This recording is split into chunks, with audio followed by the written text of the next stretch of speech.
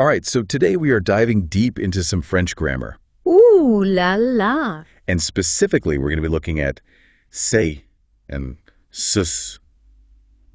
Two little words. I know a lot of you out there are working on the emphasis with c'est and ce sont certificate in Pronunciator's library module. That's a good one. Yeah, it's really good. A lot of people get tripped up by this. Absolutely, but they seem like such simple words. They are. They're very simple words, but they can really... Small but mighty. Yeah. So tell me a little bit about, what is the...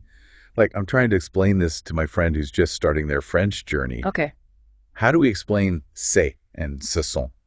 What do they mean? Well... why are they there? It's a form of emphasis. Okay. So if you want to really highlight something, Okay. you use these two little words, c'est and ce sont. So they're less like a grammar rule and more like a style move.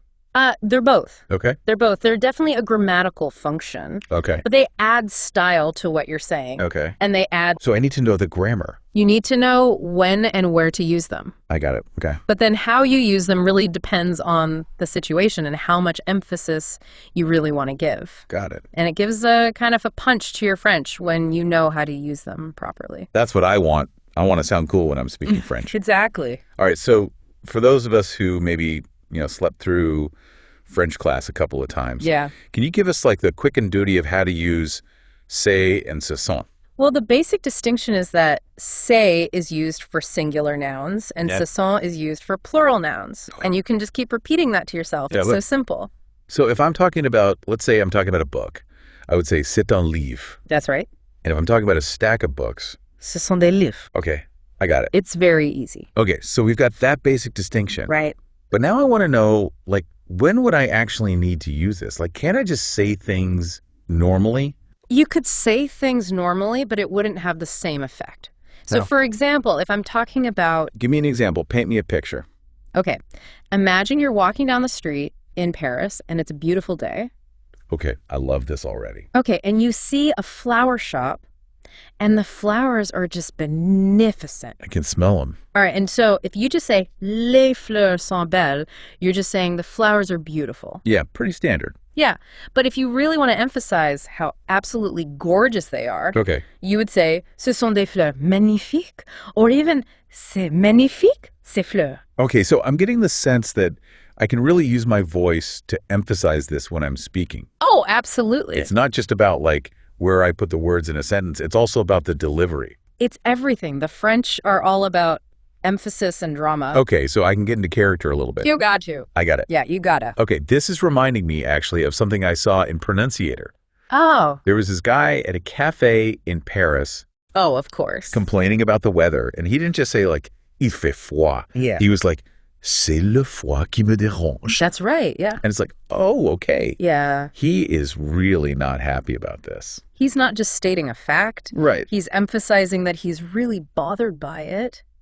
It's personal. It is. All right, so we've got the basics. Right. We've got our Parisian cafe goer giving us some inspiration. Exactly. But I have a feeling we're just scratching the surface here. Oh, absolutely. Especially if we want to ace that pronunciator certificate. That's right. So what are some of the more nuanced areas where c'est and ce sont really come into play? Well, there are a lot of other situations where you can use them. Like what? For example, you can use them to highlight a specific detail in a sentence. Okay. Or to express an opinion with conviction. Right. Or to draw attention to something unexpected or surprising. Ooh, I like that. Yeah. And these are all really important if you want to sound natural and fluent in French. Okay, so it's more than just knowing the rules. It's about understanding how French people actually use these words. Exactly. It's about getting that feel for the language. I got it. Okay, so where do we go from here? Well, I think we need to dive into some more specific examples. Okay, I'm ready. So let's talk about subject-verb agreement. Oh, back to grammar. Just a little bit. Okay, all right, lay it on me. So you see, CESA is very strict about this. Okay. It always has to agree with the noun that follows it. So what does that mean in practice? So for example, you would never say, c'est les amis. Got it. Because les amis is plural. Right. So you have to say, ce sont les amis. Exactly. Okay, so it's not that they dislike each other. No. It's just that grammatically, they're incompatible. That's a great way to put it. Okay, so we've got to make sure they're matching up. Always. C'est with singular. Ce sont with plural. Exactly. Okay, now I'm curious.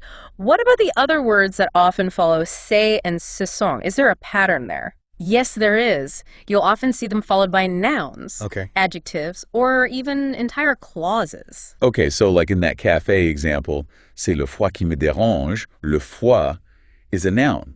Right. But then we've got that whole clause after it. Exactly, and that clause just adds another layer of emphasis. Okay, I'm starting to see how we can build these sentences up. That's it. Layer by layer. Exactly. Okay, this is making me realize that French grammar is really like a puzzle. It is. And we've got to figure out where all the pieces fit. And it can be a fun puzzle. Absolutely.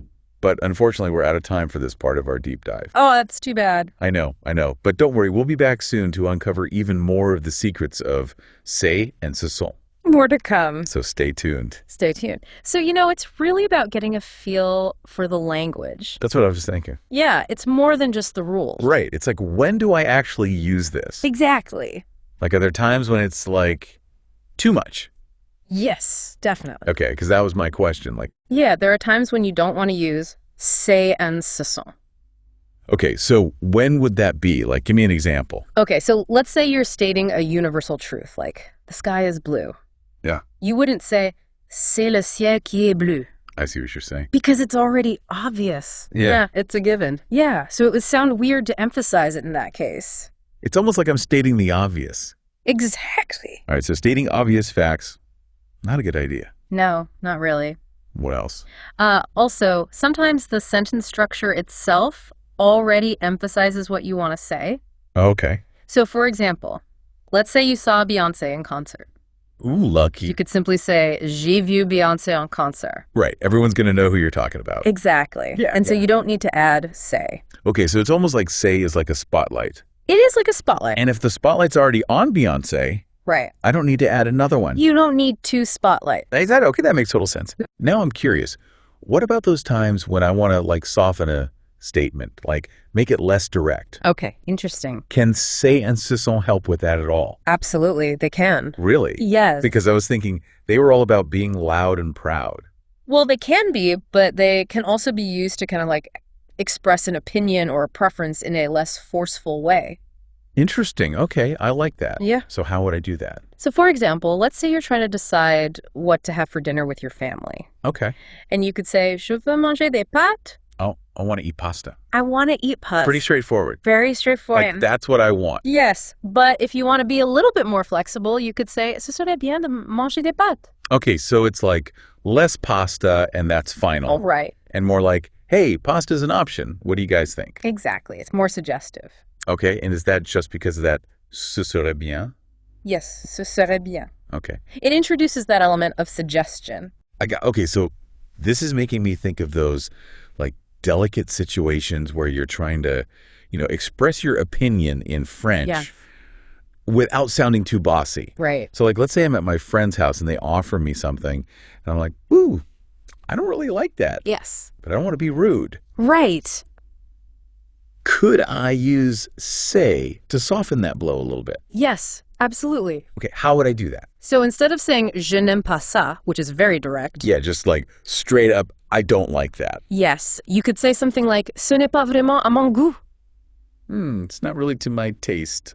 It's not really to my taste. Okay, I like that. That's very diplomatic. It is. Okay, this is officially blowing my mind. I never realized how much nuance you could pack into these two little words. They're very versatile. They are. They really are. Yeah. So we've talked about like softening statements. Right. Now I'm curious, what about those colloquial expressions that French people love to throw around? Oh. Do c'est and ce sont make an appearance there? Oh, absolutely. Okay, tell me everything. I want to sound cool. Okay, so one that everyone knows is c'est la vie. That's life. That's life. It's perfect for expressing acceptance, resignation, even a bit of world weariness. I can practically hear someone saying it with like a shrug and a sigh. Exactly. Yeah. And then there's c'est pas grave. It's not serious. It's not serious, or no worries. Okay, so like brushing off those little inconveniences. Exactly. Very common. That one I can definitely see myself using. Yeah. Especially when I'm, traveling in France and things don't go according to plan. Absolutely. And then, of course, we have the ever popular, c'est cool. Of course, yes. Which I feel like is so versatile. It can be like agreement. It can be excitement. It can be anything. It can be anything. Just like, say cool. Say cool. Okay. I love it. So I feel like we've covered a lot of ground here. We have. But for those listeners who are, really focusing on that pronunciator certificate, what are some of the key takeaways from what we've talked about so far? All right, let's recap. Okay. So, first and foremost, remember, c'est is for singular nouns. Ce sont is for plural nouns.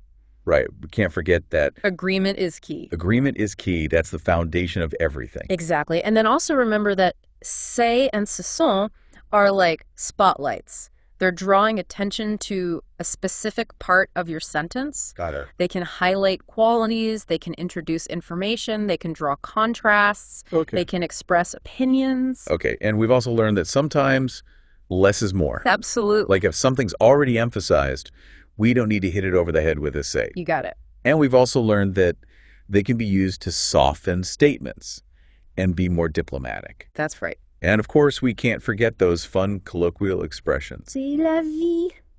I love it. So I feel like we've given our listeners a lot to think about here. But there's still more to uncover. So stay tuned for part 3, where we'll answer even more listener questions and explore even more nuanced uses of c'est and ce sont.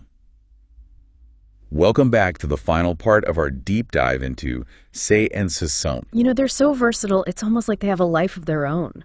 They really do. They pop up everywhere. I've got a whole stack of listener questions here. Oh, good. All about those tricky situations where c'est and ce sont can be a little bit confusing. Okay. So let's dive right in. I'm ready. Here's one that I think a lot of people have been wondering about. Okay. Can you use c'est and ce sont with indefinite pronouns? Of course, you can use them with indefinite pronouns. Okay, so for those of us who maybe need a little refresher, Yeah. what are indefinite pronouns again? Indefinite pronouns are words like quelqu'un, which means someone, quelque chose, which means something, rien, which means nothing. Okay, so they're kind of vague. They're not specific. Not specific, yeah. So how would I use c'est and ce sont with those? So for example, you could say c'est quelqu'un de spécial. Okay, so like it's someone special. It's someone special, exactly. Okay, so even though I don't know who that special someone is, right, I can still use say to emphasize it. Exactly, and it creates kind of a sense of mystery. I like it. Yeah, and you can also use it with rien. Like if you want to downplay a situation, you could say ce n'est rien.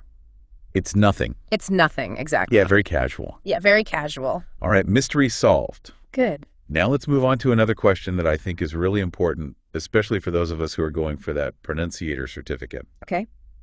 How do we use c'est and ce sont to really emphasize an adjective? Okay, so this is a little bit tricky. I knew it. Because normally, c'est and ce sont introduce nouns. Right. But when you want to emphasize an adjective, Okay. you need to add the pronoun c'est after the verb. Okay, so instead of just saying c'est beau, Yeah. I would say c'est beau ce. C'est beau ce. And then what the noun would come after that. Exactly. Okay, so like c'est beau ce ciel or something like that. C'est beau ce ciel, perfect. Okay, so we're adding that extra ce in there to really make that adjective pop. Exactly. It's like you're putting it in a little display case. I love it. It's like, look at how beautiful this is. That's it. Okay, I'm ready for the next challenge. All right, bring it on. What about adverbs? Ooh, adverbs. Because those little buggers can be tricky, They can be. even without the added complication of c'est and a ce sont. Right. Well, there's actually a simple rule for adverbs when you're using them with c'est and ce sont. Okay, lay it on me. So the adverb usually goes right after the verb. Okay. So for example, instead of saying il parle clairement, which means he speaks clearly, Okay. you would say c'est clairement qu'il parle.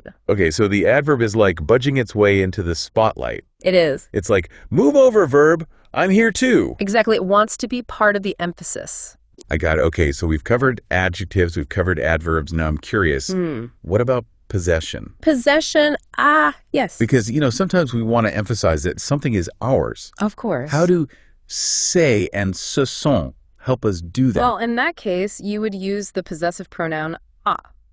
Okay. So, for example, if you want to say this book is mine, Okay. you would say c'est à moi ce livre.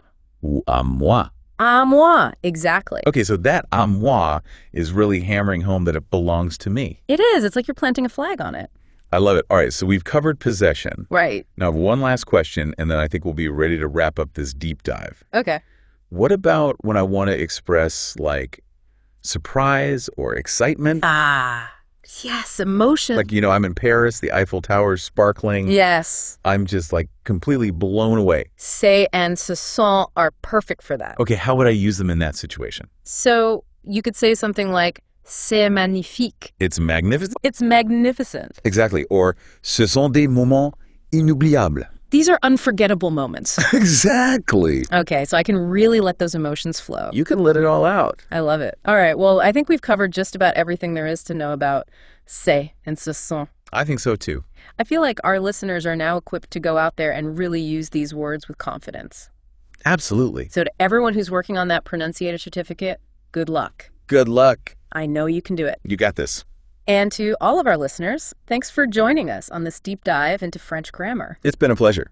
And until next time, keep practicing and keep exploring the beautiful language of French. Au revoir. Au revoir.